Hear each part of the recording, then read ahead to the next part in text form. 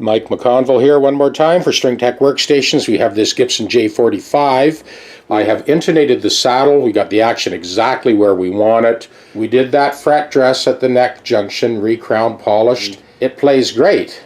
I'm about to put a compensated nut on this J-45, but before I do, just so that everybody gets to see a taste test comparison, there's our E, there's our F, there's our A, there's our B flat, there's our D, there's our E flat, there's our G,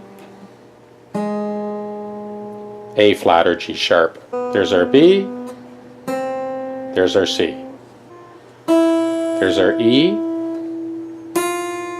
there's our F. Cheers.